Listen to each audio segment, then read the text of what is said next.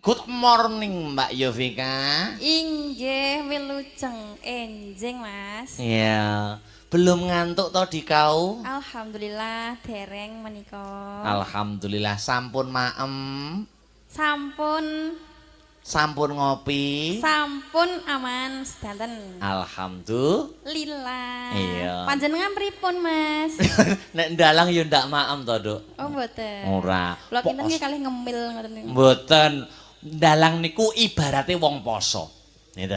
Dadi wong dalang niku otomatis entuk ganjaran saka Gusti Allah. Sebabe napa? Lho, mergo poso, Mbak. Yo. Mergo poso, gitu. Poso niku nek jenengan nate poso niku diwiwiti jam pinten nganti jam pinten? Jam 3. Yo, subuh nganti adzan subuh nganti Maghrib. adzan maghriban rumangsaku. Selamat pagi, Mbak. Iya no. Selamat pagi Pak Dalang. Waduh, belum ngantuk apa sudah ngantuk? Ya sudah toh Pak. Melek no, lampunya dipadangi kok. Iya Pak. Nah, iya. Pemenah nyawang jenengan ini kula saya melek.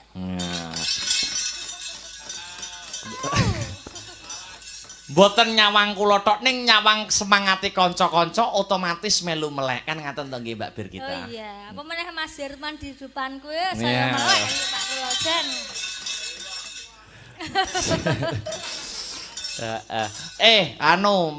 Mbak Bir kita saya. Napa, Pak? Mau klarifikasi. Iya ora klarifikasi ding ora. Klarifikasi napa? Kok koyo serius-serius men Lah, ora. iya. Niki sampean nampi WA mboten saking Pak Uka. Nggih, Pak. Nyuwun napa? Jineman gelatik glinding jen. Cocok. Heeh. Wong penonton dari Amsterdam ngerti jineman lho, Pak. Jan gumun aku jenengan. Penonton saka mancanegara ning ngerti jineman ya, Pak. Lah nggih. Nah, iya. Jinemane glatik. Glinding. Jane sampeyan iki glatik glinding apik sing anu lho, Mbak. Sing pelok lho. Nggih, niki nggih pengine sing pelok, Pak. Ya, nyaman nggih. Ya, pelok. Jumbuhaken swasana nggih, Pak. Kan niki kan acaranipun kan mantenan. Mantenan. Niki cakepanipun niki khusus mliginipun temanten kekalih. Menceritakan tentang apa Mbak Brigita? Ngerenggos muda-mudi ngoten lho Pak yang sedang jatuh cinta ngoten niku. Weh. Intinya tentang muda-mudi yang sedang jatuh cinta. Betul. Glatik glinding. Ya, pelok toh? Nyamat, Mas. Nyamat. Ya. Jian. Aku ki kanca-kanca jenengan saya tahu Pak kok jenengan kok ngerti nek kula niki nembang jineman sing nyamat niki. Nggih, jare wong-wong. Jenengan diam-diam mengikuti iku to, Pak. Mboten, jare tiang-tiang niku Mbak Bir kita niku sae nek glatik glinding pelok. Niki lho Pak Oka Wibowo. Glatik glindinge pelok Mas Akbar. Oh iya. Oh iya, ngono wis. Alon-alone Mbak Bir, ora usah kesusu tenang wae. Belanda masih jauh. Iya. Iya, betul. Yeah. Jenengan ya saya jauh. Iya. Terus Hah. Wis Pak, wis isuk. Lah, aku wis ngewisi lho kok iso. Cacah kok wis mulai watuk neh ya. Masa wis laran. Lah aja ta, cek rong dina lho. Ya. Nggih ngeten iki nganu Pak, biasanipun lek tenggene kula niku Pak Cahya niku. Heeh. Niku biasane lek pas yoga-yoga kesel ngeten iki pijet bareng, Pak. Lah, Pijet ya? pijet. Ya. Pas. Wah. Mboten. Piye to, Pak? Sepa ngono ya, berarti salon tapi nek wis longgar tenan. Iya. Oh ya, sok tak agendakan kanca-kanca sing lara tak langsung tak sepa. Ning Solo. Aku ngerti nggone. Waduh, mendadak Solo, Pak. Sepa, Serenity. Ya. Roning pisang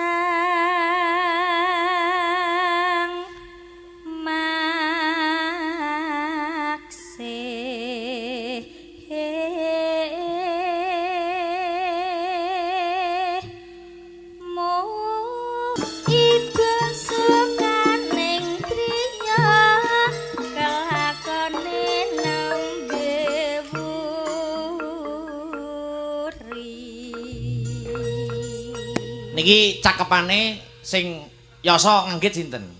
Aduh, Pak, kula supe niki materi kampus, Pak niki. Oh, Yen materi diparingi kalih suwargi Pak Darsono dosen kula isi Surakarta. Elok. Lanjut. Kalih ngiling-ngiling ya Mas Arya.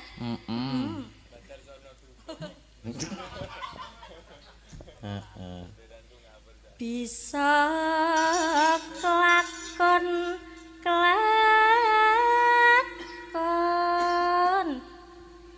bisa kelakon mandek sih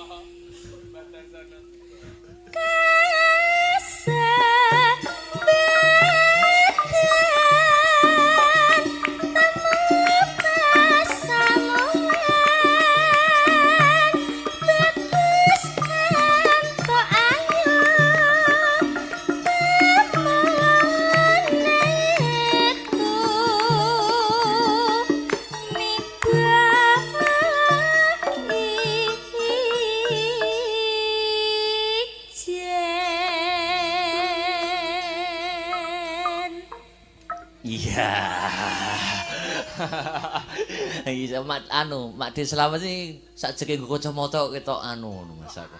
Luwih perbawa Mas aku. Oh ndak to. Wingi ketok kaya tak samangko kadoh kaya jenate Pak Gut ngono aku Mas aku. Iya. Terus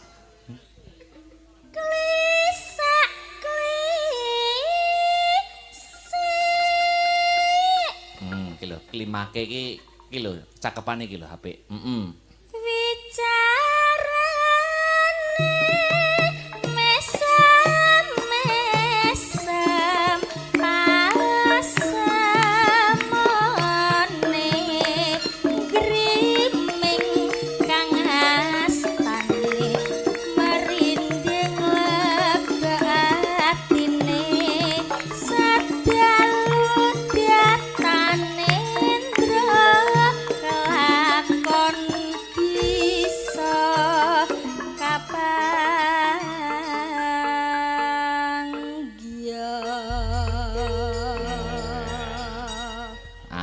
Cakepane jelas. Luar biasa Mbak Bir kita ya. Wis ngaturake wujude permintaan saking Pak Uka. Amsterdam nggih. Nggih. Iya. Ini pengikut setiane Mbak Bir kita ketok niku. Anggerane Mbak Bir kita mesti WA kok niku Pak Uka. Wah, jahat. Matur nuwun. Ingkang sampun nggih menika nyengkuyung request menika glathik glinding sampun dipun aturaken. Ana meleh pamundutan ana isih durung entek dintekke pisan. Ana pamundut uga saka FMA nyuwun kadung tresna. Wah iya, dibawani luwih dhisik le, bawani sik. Ben kanca-kanca ya karo leren. Iya. Aku nek kanca-kanca loro atiku melok sedih. Iya. Iya. Ning ya wingi enek sing bar entuk tombol, nyanyi duet tok. Iya. Mas Heru, bawane sik, Mas. Iya. Alon-alon wae. Saking sinten Mas? Niku mau kadung tresna. Bu Suharmi Aza Jakarta Mas. Oh nggih. Heeh. Mbok menawi tasih midhangetaken wilujeng lek-lekan ngaturaken panuwun. Iya. Bawane sik Mas. Heeh. Niki ngampil sinomawon nggih. Monggo. Heeh wis.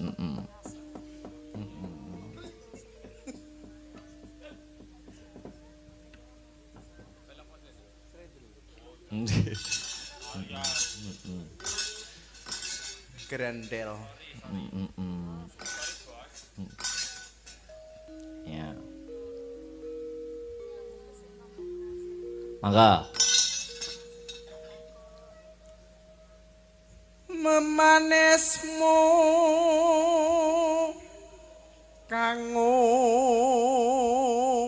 jiwa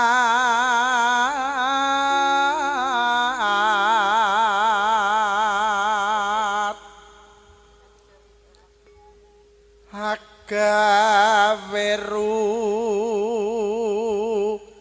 citing galih.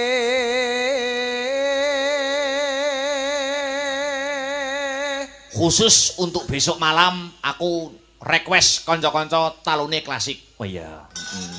Talune komplit.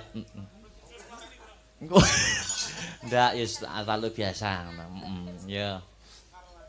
Rarapa kang nadya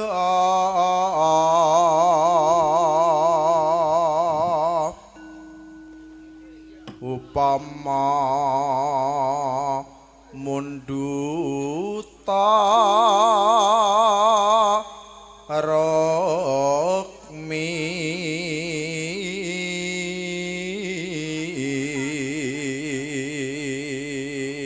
engko sing ngaturne anu ben Mbak Yopika iya kadung tresna ajeng Mas taratamtu tak ruti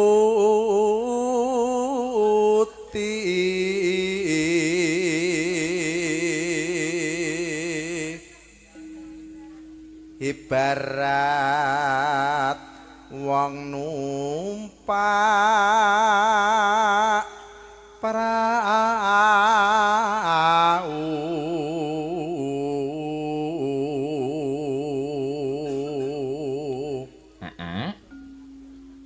lumampah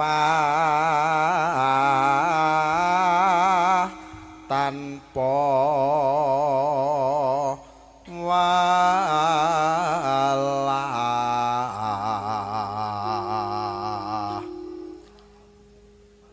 ning madyaning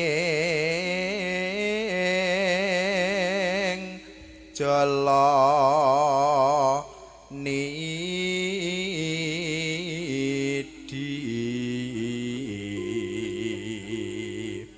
telaske temah gunjing hangginjong ning pagu lingan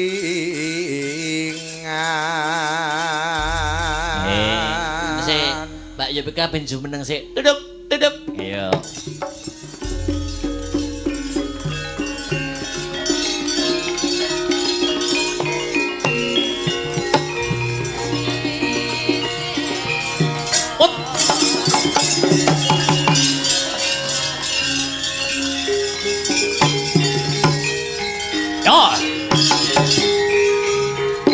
Selamat pagi wilujeng enjing good morning Mbak Yovika. Inggih wilujeng enjing Mas. Iya, belum ngantuk to dikau? Alhamdulillah dereng menika. Alhamdulillah sampun maem. Sampun ngopi. Sampun aman sedanten. Alhamdulillah. Iya. Panjenengan pripun Mas? Nek ndalang ya ndak maem to, Duk. Oh mboten. Ora. Kula kinten nggih kalih ngemil ngoten niku. Mboten. Ndalang niku ibarate wong poso. Gitu. Dadi wong ndalang niku otomatis entuk ganjaran saka Gusti Allah. Sebabe napa? Lho, mergo poso, Mbak.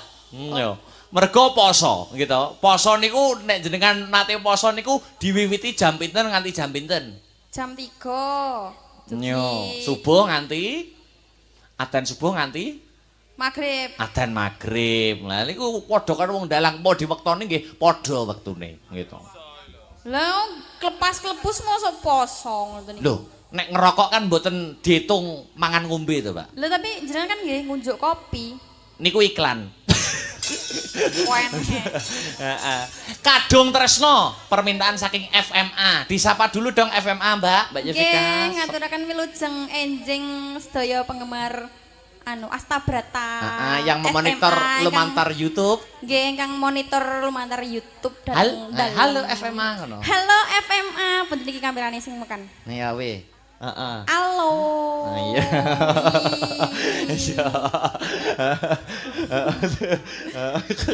Iya. Yo, langsung. Apa ki tembangnya mau Kadung Tresno? Iya, Ya, coba kaya ngapa, Mbak? Yop. Lamat wis katon tejane yen bom berangkaton men sareng aduh wiragane sinawangetan ambosen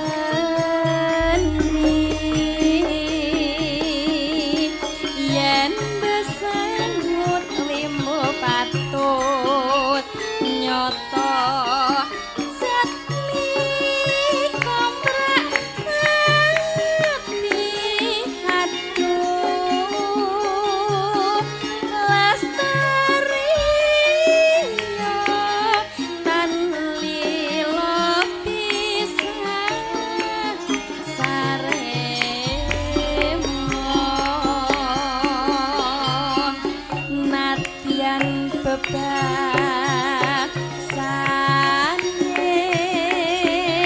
kalingan godhong sak lembar nimas kaya wis konsetan rasa sing semeng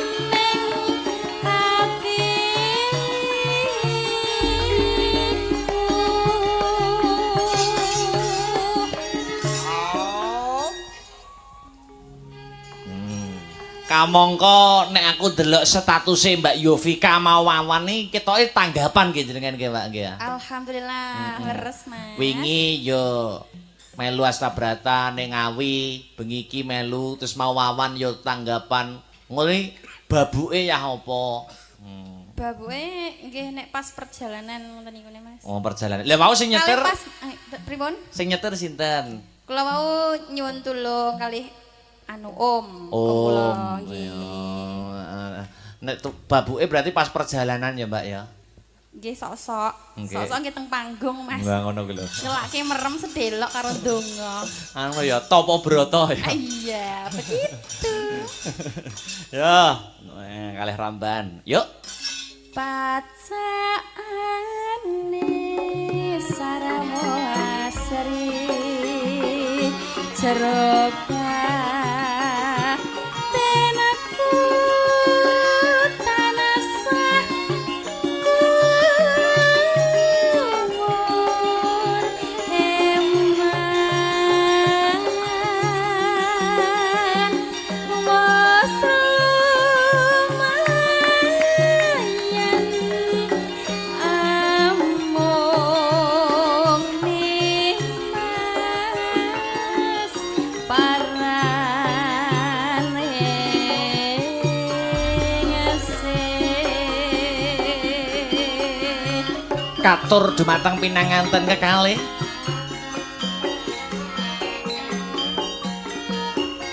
Mbak Umi lan Mas Bagus.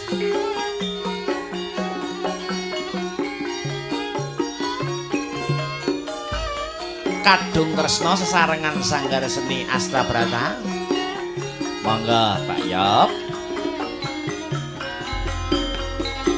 Au. Lamat wis katon tejane yen bom berangetan sak mencerang aduh wiragane